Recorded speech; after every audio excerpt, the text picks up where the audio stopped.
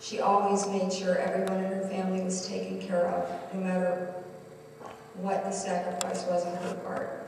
Whether it would be giving me her airline points so me and my new husband could have an amazing honeymoon, or just $20 to get what I or my siblings needed.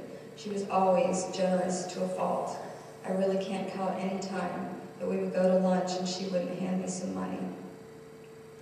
At first, I would tell her no and try to give it back to her, but if anyone knows Nani, they know she was very stubborn when it came to her generosity. I remember several "oh sir" moments. One in particular when we decided to go to Dairy Queen. We were sitting there waiting and she starts complaining that we need service. Needless to say, we all started laughing and had to explain to her that they don't give service at Dairy Queen. An "oh sir" moment with my mother was her always demanding that her grandchildren be treated with utmost respect by everybody. I remember her sharing memories of how her childhood was, which I will always cherish. I know her dad died when she was 12, it was actually 14. She was a twin, and she was the one who almost didn't survive.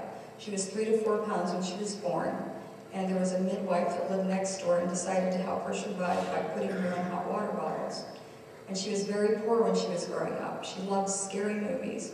After the movie, she told me her and her siblings would run all the way home from the theater in the pitch black, scared out of her mind. I remember her talking about cardboard in her shoes to make them stronger and last longer, a running joke in my family. I remember how special she used to make holidays for her children and grandchildren.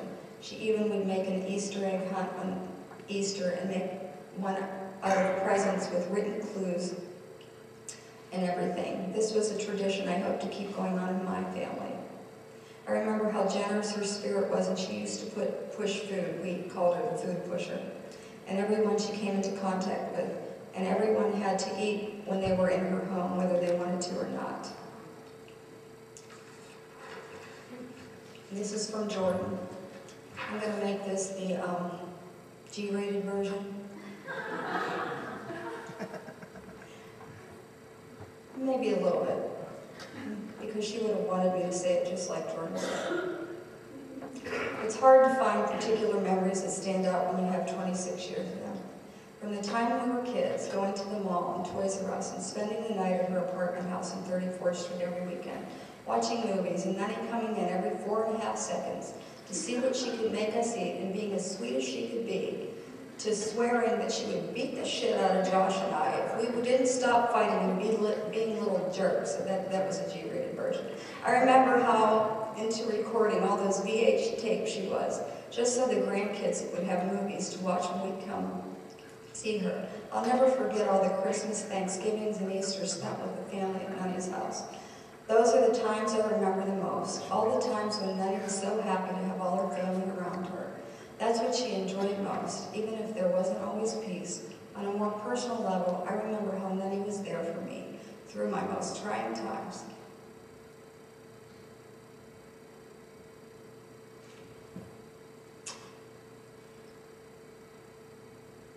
Even though I didn't deserve it. I remember how we'd get into heated political talks and how hard it was to get her to stop. Nani did a lot of good things for me that no one knows about, and ever will, but needless to say, she taught me all about unconditional love. No matter how stupid I could possibly be, Nani always would give me an ass chewing, a hug, and make me some meatballs after it was all said and done. I'm going to miss her greatly, but I know that she isn't in any pain or stress now and is finally at peace. We should all be so lucky. Joshua, some of my in general memories of Nani was just how kind and selfless she was, and what made her happy was finding out what made other people happy. She would have whole weekends dedicated to what me and my cousin Jordan wanted to do. What made her happy was that everyone else was happy. Another thing that I really enjoyed about Nani was always up for a good political debate, no matter what. We were never going to see eye to eye to the issues, and that's what I loved. I loved mine and Jordan's weekends with her. She would cook us, order us whatever we wanted. She made sure we were taken care of, especially in the food aspect. But she would also take us to the mall, and a lot of times let us get what we wanted. I absolutely loved that. One of the things that I found out It was pretty funny. It was how all her food used to be 3 years expired. Okay, Leanna, you're killing me with this, girl. I hope I can get through this. It's hard to think of all the wonderful memories I have of Nani, but here are a few. I remember being little, and Jeffrey had Dylan and Josh, and Jordan had, and Josh, and Jordan to play with, and I had Nani. She would sit with me and talk or play and watch a movie or whatever made me happy. She introduced me to the goddess of music, Celine Dion, and secretly took me to see Titanic 3 times. She let me repeatedly watch whatever movie I was obsessed with at the time. While everyone else groaned or complained, she told them all to shut up, because I liked it. I remember her as a 70-year-old woman standing in the cold, waiting to buy me in-seat tickets and succeeding in getting them front row, no matter who she had to scam or bribe. I also remember her chaperoning one and sitting in her chair with her hands over her ears the entire time, with no complaints. I used to love watching her cook anything. Whenever we were there was no doubt we would be fed and fed again, whether we liked it or not. I specifically remember I loved maraschino cherries, and she would let me eat the whole jar. Also, when my loving uncle would whack me for taking lactose intolerance medicine, turkey tail, she would smack him and tell him to hush. Her house was always filled with love and complete joy. She had a way of surprising people with how unconventional she could be, cursing out the football game, the politicians, the idiots, yet being the most loving person you have ever met. I would never be cold because I will always have napkins, never walk outside alone because you never know, never be able to hail a waiter, oh sir, never take shit from any man who doesn't know what he has. She made everything fun 1,000,000 times better. Most of all, about Nani, I will remember that it was never about her. I would not have had or known half of the things I do know now if it weren't for her. She is one of the most selfless and amazing people I have ever met. She was one of my best friends in the world, and she will always be in my heart. Jeffrey, it was difficult to narrow it down after all the brain joggers, but this is a list of memories I came up with that I will cherish forever.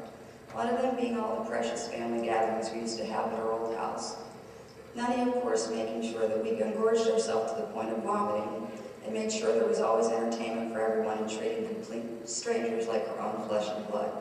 Another one is how she used to take care of me when I got sick, and I got sick a lot as a child. She would throw me under 12 thick blankets, make me sweat it out, and lay with me and comfort me. Another great one is how she would always make me food I asked for, whether it be garlic toast at 2 in the morning or a fat egg breakfast just like I liked it. Didn't matter if you were hungry, in Nani's presence you will be fed. What I cherished and adored about Nani is how insurmountably kind, generous, caring, and hospitable she was. Words cannot describe how grateful I am having had her as the best grandmother in the world. I will always love and miss you, Nani, and not a day will go by that you are not in my thoughts. Dylan, my fondest and most cherished memories of Nani were during the time period she lived with our family when we lived in Cane Creek. It was always a pleasure coming home and getting greeted by that warm smile and heart. Every night I would go into her room and watch game shows and old movies and TV shows with her that she recommended and told me were good. During the time she lived with us was also during the time our dog Beatrice got hurt and couldn't walk. Nani would sleep with her every night until she was healthy again. Even Beatrice remembers Nani fondly. I will always remember Nani and everything she did. And this is from me. She was born Giovanna. Her family called her Johanna. Her childhood friends called her Joni. Her husband and adult friends called her Joanne. We called her Nani. She knew what era of life her people were from by the name they addressed her by. She has a twin brother named John. She was left-handed, but when she was in school, if she wrote with her left hand, they would smack her hand, so she was ambidextrous. She was a tax accountant and realtor, very successful.